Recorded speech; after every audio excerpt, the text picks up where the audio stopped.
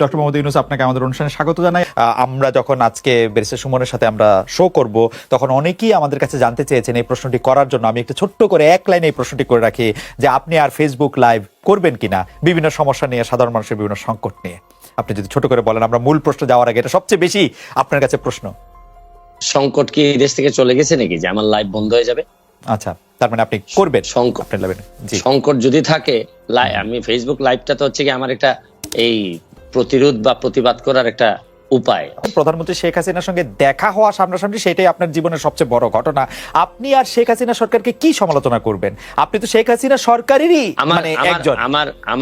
আমার সমালোচনা প্রথম শুরু হয়েছিল আমার বাবার বিরুদ্ধে। আচ্ছা, আমার বাবার কার্যক্রম থেকেই প্রথমে আমি সমালোচনা করা শিখি। তো বিষয়টা হচ্ছে গিয়ে যেসব জায়গায় ধরেন আপনারে আমি সাংবাদিক হিসেবে পছন্দ করি, আপনার সাথে আমার 5টা মিনিট সময় কাটানোটা আমিও মনে করি যে এটা প্রায় আমার জন্য একটা প্রিভিলেজ। আই এম অনার্ড যে 5টা মিনিট সময় কাটাতে পারতেছি আমরা। কিন্তু একই সময় কিন্তু আপনার বিভিন্ন বিষয়ে কিন্তু আমি একমত হব না, আবার আপনার বিভিন্ন বিষয়ে কিন্তু আপনার একমত তো হবই না। মানে বিনয়ের সাথে আমি আপনার সাথে চরম ভাবে বিরোধিতা করব। আমি কিন্তু বিষয়টা কিন্তু এরকম যে আমি হয়তো আপনার পক্ষে না, আপনার সাথে একমত না, কিন্তু আপনি যাতে আপনার পক্ষ কথা বলতে পারেন এটার স্বাধীনতা আমি স্বাধীনতায় বিশ্বাস করি।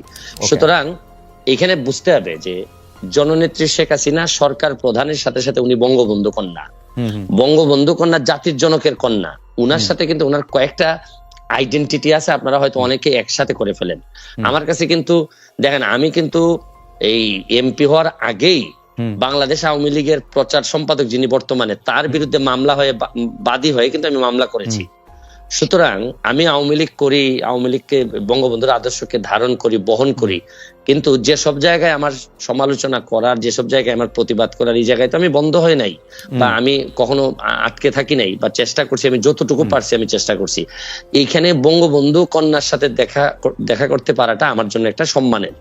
এইখানে আপনারা মিলাই ফেলবেন না, কিন্তু উনি সরকার প্রধান যখন হবেন তখন সরকারের দায় যতটুকু থাকবে, যতটুকু উনার নেয়ার বিষয় আছে, এখানে আমি হয়তো উনাকে বলবো যে মাননীয় নেত্রী, এখানে আমার মনে হয় কাজ করার সুযোগ আছে। আমার হয়তো বলার এখানে একটা জিনিস হয়েছে কি, এবার সংসদে আপনি কখনো কোনো খারাপ ভাষা হয়তো শুনবেন না, বকাবকি শুনবেন না, গালাগালি শুনবেন না। এইবারের সংসদ হবে ভদ্রলোকের সংসদ। এখানে আপনি দেখবেন কিন্তু বিরোধিতা কি হবে, মানে আপনি মনে করছেন চরম বিরোধিতা হবে। আপনি তো অরিজিনালি নৌকা, মানে আপনি নিজেও নিজেরে বলেন, এমনিও বলেন। না, এইখানেই প্রবলেমটা হচ্ছে গিয়ে আমি বঙ্গবন্ধুর আদর্শকে ধারণ করি, এবং আদর্শকে ধারণ করা মানে কি, মানে হচ্ছে গিয়ে উনার যে আদর্শটা আছে এইটা আমাদের একটা কনস্টিটিউশনের মতো, যে হাইকোর্ট কিন্তু কনস্টিটিউশনকে মানে, কিন্তু যখনই কনস্টিটিউশন ভায়োলেট করার বিষয় আসে তখন কিন্তু হাইকোর্ট একটা রুল দিয়ে দেয়। তো বিষয়টা হচ্ছে গিয়ে যে আমার এই জায়গাটা ঠিক রেখে আমার দেশটাকে বাঁচানোর জন্য, দেশটাকে ভালো করার জন্য আমার যে সব জায়গায় নক করতে হবে, এইসব জায়গায় আমি স্বতন্ত্র হিসেবে আমার তো আরো স্কোপ আরো বেড়ে গেল। রাইট। বঙ্গবন্ধুর আদর্শের কোষ্ঠী পাথরে এই বিরোধী দলের নেতা নেত্রীদের জেলে রেখে ইলেকশন করাটা কেমন আসলে? সাইদুল হক, আমি আপনার কাছ থেকে জানতে চাইবো যে সত্যি সরকার চায়, এবং একটি ফর্মুলা এসছে যে আমরা আসলে, আমি বারবার এই ফর্মুলাটি আসলে সরকার যারা সমর্থক, সাংবাদিক, বুদ্ধিজীবী, তাদের কাছে শুনছি যে বাংলাদেশে নাকি দেখতে হবে এরকম একটি ছাঁকনি দিয়ে যে কারা আসলে স্বাধীনতার সপক্ষের শক্তি, কারা স্বাধীনতার সপক্ষের শক্তি দুই, তারাই আসলে সরকারি দল বা বিরোধী দল থাকবে, বাকিরা সব বাদ পড়ে যাবে। এইটি সম্পর্কে আপনার একটু মতামত জানতে চাইবো। আমি মতামত জানতে চাইবো যে সরকার কি সত্যি সব দলকে জাতীয় দল হিসেবে দেখতে চায় কিনা, আপনি এটি কি মনে করেন? আরেকটি প্রশ্ন করব যে আমি দেখলাম যে আওয়ামী লীগ সভানেত্রী যাদেরকে নমিনেশন দিয়েছেন তাদের মধ্যে অন্তত 60 জনের বেশি লোক হেরেছেন, 70 জনের মতো হেরেছেন। এটি কি আপনি সাংঘাতিক রকমের poor and bad and wrong judgement মনে করেন কিনা আওয়ামী লীগের সভানেত্রীর কাছ থেকে? আমি প্রথম প্রশ্নের জবাবে আগে আসি যে সরকার কি এটি চাচ্ছে কিনা যে Awami League B, Awami League C, Awami League D তৈরি হোক বাংলাদেশে? দেখেন, আমি যে উত্তরটা শুরু করার সময় একটা কথা বলতে চাই যে আমি পড়ছিলাম ছোটবেলায় যে অধিকার ছাড়িয়া দিয়া অধিকার রাখিবার মতো বিড়ম্বনা নাই, বৈধতা দিলেন। এটা হচ্ছে কি আমি ব্যক্তিগতভাবে মনে করি, আপনারা দ্বিমত করতে পারেন না, এটা আমার মত হচ্ছে গিয়ে যে আমি যখন যে নির্বাচনে যান আমি আপনার কাছে ক্ষমতা দিয়ে দিলাম, ভাই যান, আপনি আপনার সাথে আমি নাই, আপনার আন্ডারে আমি নির্বাচন করব না। তারপরে এই নির্বাচন কিরকম হয়েছে এটা নিয়ে তর্ক বিতর্ক করা, আমি আমার জায়গায় স্ট্যান্ডিং থাকবো যে আমি শুনেন, আমি যে কারণে আপনার আন্ডারে নির্বাচন করতে চাইনি এটা নিয়ে আমার বিভিন্ন বৈধতা থাকতে পারে, যৌক্তিক ও যৌক্তিক দাবি থাকতে পারে। এই দাবি কিন্তু এখন আর উনাদের কিন্তু এখন আর এই জায়গা নাই।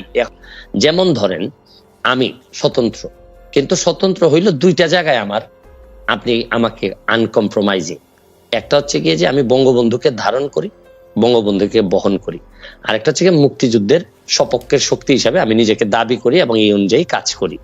এই জায়গাটাকে আপনি যদি বলেন যে এই জায়গা যেহেতু আপনি মানেন, তাহলে আপনি বিটি, তাইলে আমি সম্মানের সাথে আপনার সাথে দ্বিমত করতে চাই। আমার প্রশ্ন হচ্ছে গিয়ে যে বাংলাদেশে এই দুইটা জিনিস না মানার পরে আমার কাছে মনে হয় যে এটা খুবই হতাশাজনক। আপনার সাথে আমার আর বক্তব্য চলে না। ওকে, কারণ আমি এই জায়গায় কোন ধরনের কম্প্রোমাইজ আমি করব না, বরং বিরোধী দল যারা করবেন, ধরেন বিরোধী দল, ওকে, বঙ্গবন্ধুর যিনি মানবেন না, তিনি আসলে এই দেশে জাতির জন্য কে যিনি মানবেন না, বা এই তখন তো বিরোধী দলের আমার এই কনসেপ্টটা আমার কাছে খুবই হেইজি মনে হয়। একটা ছোট ছোট কয়েকটা প্রশ্ন করতে পারি। এক নাম্বার প্রশ্ন হচ্ছে, আপনি ছোটই করবেন, আমি জানি আপনি ছোটই করবেন, আমি জানি এই ব্যাপারে আমার অভিজ্ঞতা আছে, আপনি বলেন। জি, আপনি কি মনে করেন কিনা এই সরকার গত 15 বছর ধরে, গত 5 বছর ধরে বঙ্গবন্ধুর আদর্শ ধারণ করে? বঙ্গবন্ধুর আদর্শ ধারণ করা মানে কি, মানে আওয়ামী লীগের বিরুদ্ধে যেসব অভিযোগ, আমি খালি আর্থিক অভিযোগগুলি আপনাকে শুধু মনে করে দিতে চাই। আমি শুধু মনে করে দিতে চাই আওয়ামী লীগের সরকাররা কিরকম, আওয়ামী লীগের সরকারে যারা ছিল তারা কিরকম আঙ্গুল ফুলে কলা গাছ হয়েছে, সেটা আমি শুধু মনে করে এখানে আমি উত্তর দিচ্ছি আপনাকে। আমি এই জায়গাতেই থাকতে চাই। আপনি মুক্তিযুদ্ধের চেতনা বলতে আপনি মনে করেন যে এই জায়গায় থাকতে চাই, ভোট হবে হচ্ছে আমরা এই জায়গায় থাকতে চাই। জি, আমি এই জায়গায় থাকতে চাই, এই জায়গায় থাকতে চাই। বলেন। এই যে দুর্নীতি, জি, দুর্নীতি হচ্ছে কি শরীরটার মধ্যে নিজের শরীরে ক্যান্সার হওয়ার মতো, যে জায়গাটাতে ক্যান্সার হবে এই জায়গাটা কেটে ফেলতে হবে। এখন আপনি এইসব বিষয়ে আমি সারা দিন আপনার সাথে আলোচনা করতে রাজি। বঙ্গবন্ধুর চেতনা, বঙ্গবন্ধুর আদর্শ মানে একই সাথে আপনি এই কথা বলে আপনি দুর্নীতি করতে পারবেন না। এই দুর্নীতি যেদিন আপনি করবেন তখন আপনার এই জায়গাটাকে আপনি আসলে রীতিমতো আপনি এই জায়গাটাকে নষ্ট করে দিলেন। এই ব্যাপারে আপনার সাথে আমার কোনো দ্বিমত নাই।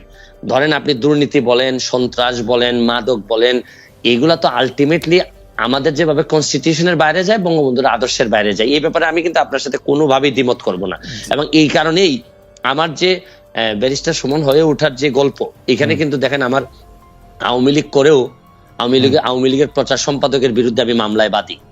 আমি আওয়ামী লীগ করেও আমি যতজন মন্ত্রীর বিরুদ্ধে আমি কথা বলছি সবই হচ্ছে গিয়ে দুর্নীতি সংক্রান্ত বিষয় নিয়ে আমি কথা বলছি। আমি বলছি যে এটা কোনোভাবেই বঙ্গবন্ধুর আদর্শ হইতে পারে না। আমার সাথে আমি যুবলীগের আইন সম্পাদক হিসাবে অব্যাহতি পাই কেন আপনি এটাও জানেন যে আমি যুবলীগের আইন সম্পাদক। আপনি প্রথম আমার ইন্টারভিউ নেন যুবলীগের আইন সম্পাদক হওয়ার পর। আমার অব্যাহতির কারণটা কি ছিল? আমার কারণটা ছিল আমি বলছিলাম যে একজন ওসি সাহেব আওয়ামী লীগ করার দরকার নাই। আমি বলছিলাম যে উনার এই মিছিল মিটিং করার দরকার নেই, আওয়ামী লীগ করার জন্য যথেষ্ট পরিমাণ মানুষজন আছে। কিন্তু এই ক্ষেত্রে তারপর আমাকে অব্যাহতি দেওয়া হলো। এখানে একটা মিসআন্ডারস্ট্যান্ডিং থেকেই যায়। আমি বলছি বাংলাদেশের হয়েছে কি, আপনি বাংলাদেশের আদর্শ, রাষ্ট্র, সরকার প্রধান, দলীয় প্রধান, এগুলার মানুষ এমন ভাবে গুলাই ফেলে যে এখন আমরা এক জায়গায় নিয়ে কথা বলতে পছন্দ করি। আসলে কিন্তু আমি সরাসরি প্রশ্ন করি, শেখ হাসিনা বঙ্গবন্ধুর আদর্শ ধারণ করেন বলে আপনি মনে করেন কিনা? অবশ্যই। আর মুক্তিযুদ্ধের চেতনার মধ্যে আপনি বলে রাখছেন, আপনি আমাদেরকে বলছেন, অনেক দর্শক আমাদেরকে দেখছেন, আপনারা শুনলে আসলে দর্শকরা 46,000 দর্শক একসঙ্গে লাইভ দেখছেন ইউটিউবে, এটি বড় নাম্বার। তো আমরা মনে করি যে সকল দর্শকের সামনে আপনি বলছেন যে বঙ্গবন্ধুর আদর্শ এবং মুক্তিযুদ্ধের আদর্শের বাইরে কোনো কিছু হলে আপনি তার সঙ্গে নাই, আপনি সেটির মধ্যে বলবেন। আমরা এটি দেখবো যে আপনি এটি আসলে কিভাবে এটি পালন করেন বা কিভাবে এটি এক্সিকিউট করেন। নিশ্চয়ই আপনি আমাদেরকে এটি দেখাবেন।